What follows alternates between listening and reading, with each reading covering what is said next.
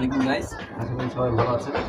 তো দূর দূরান্ত থেকে যারা ভিডিওগুলো দেখেন আমার, আজকে এখানে আসছি। এটা হলো আমাদের সাভার উপজেলার মধ্যেই রাজাবাড়ি ফুলবাগান। তো এখানে আমরা আসছি একটি গাছের চারা নিয়ে। একটি গাছের চারা অনেক বড় আমাদের আশা, অনেক বড় একটি লক্ষ্য। সেটা হলো আমরা বিভিন্ন জায়গায় গাছের চারা রোপণ করি।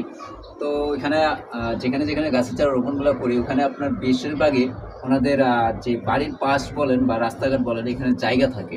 এই জন্য আমরা ওদিকে যাই আপনার রোপণ করে দিয়ে আসি।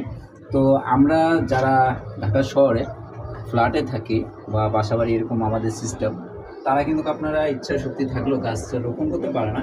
এই জন্য আমরা আজকে এই জায়গায় আসছি আপনাদেরকে নতুন একটি উৎসাহ বাড়িয়ে দেওয়ার জন্য। যে আপনারা চাইলে এই যে যে সিস্টেমটা, এটা একটা বেলকনি, এই যে দেখতে পাচ্ছেন মাশাআল্লাহ ওনারা পুঁই শাকের গাছ রোপণ করেছে। তেলাকুচা পাতা, যেটা আমরা বলি ওষুধি গুণাগুণ, এখানেও দেখতে পাচ্ছেন এটা হয়েছে। তো পাশাপাশি অনেক, এই যে দেখতে পাচ্ছেন এটা কি গাছ? এটা হলো সিম গাছ। আচ্ছা আচ্ছা, সিম গাছ রয়েছে, সিম গাছ রোপণ করছে। আর এখানে দেখতে পাচ্ছেন ফুল গাছ টাইম করেছে। তো আপনারা এইভাবে বেলকনিটাকে অনেক সুন্দরভাবে সাজিয়ে তুলতে পারবেন। তো আমার যিনি ভাই, উনি একজন আমাদের পরিচিত এলাকার ভাই, তো আমাদের ফ্রেন্ড সার্কেল। তো এখানে ওনারা আর কি যে সুন্দর করে গাছটা রোপণ করেছে, এটা প্রাকৃতিক একটা সৌন্দর্য বাড়িয়ে দেবে।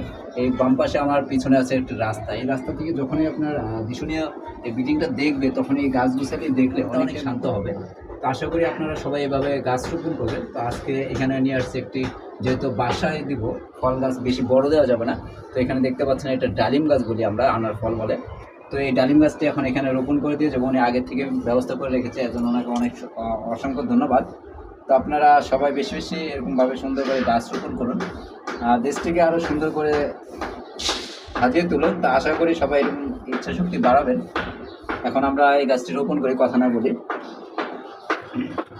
তো এখানে মাটিটা ঝরঝরে করে দিই, কারণ পানি যখন দিবে যাতে মাটিটা আবার গাছের অনুযায়ী বসে। যেহেতু টপে মাটিটা অনেকদিন ধরে রাখছিলাম, মাটিটা অনেক একটু বেশি হয়ে যাবে না, অনেকটাই মাটি আছে এক্সট্রা, কিছু উঠে রেখে দিয়ে দেবে, লাগবে পরে আবার দেবে।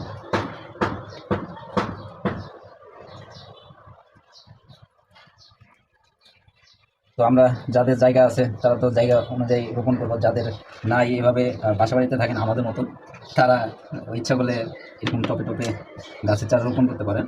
তো এখানে দেখছেন একটু হয়তো কষ্ট করতে হবে, এই যে যেরকম এখন কষ্ট করতেছি এই জায়গায়, ভাইয়া কষ্ট করবে। এখন ময়লা তো হবেই, কারণ আমাদেরও বাইরে গেলে আমাদেরও কাপড় চোপড় ময়লা হয়, আমরা পরিষ্কার করি, ওরকম হিসাবে একটু কষ্ট করে পরিষ্কার করতেই হবে।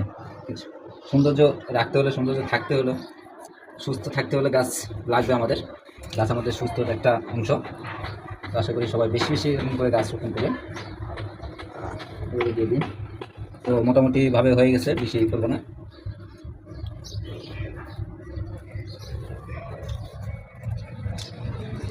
তো যাদের বাসায় আছে, আজকে উনি ব্যস্ত ছিল, তারপরেও বলার পরে উনি আছে, ওনাদেরকে আমরা অসংখ্য ধন্যবাদ জানাবো, কারণ উনি এত কষ্টের মাঝেও সময় বের করেছে খালি শুধু একটু গাছ রোপণ করার জন্য।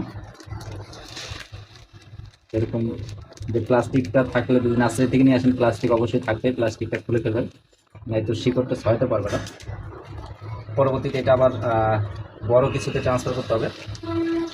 এখন আপাতত এখানে থাক। তো মাশাআল্লাহ এখানে দেখতে পাচ্ছেন গাছটি সুন্দর মতন বসিয়ে দিলাম, আর মাটিটা দিয়ে দেবো। তো এখানে যে মাটিটা আছে এটা আরও,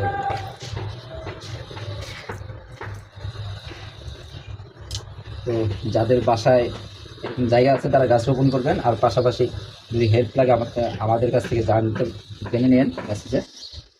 তো আর যদি এর থেকেও বেশি হেল্প লাগে, আপনার আশেপাশে নার্সারি থেকে হেল্প নিয়ে নিন, কারণ গাছ অনেক সময় দেখা যায় পাতাগুলো অনেক সময় হয় না, যত্ন নিন।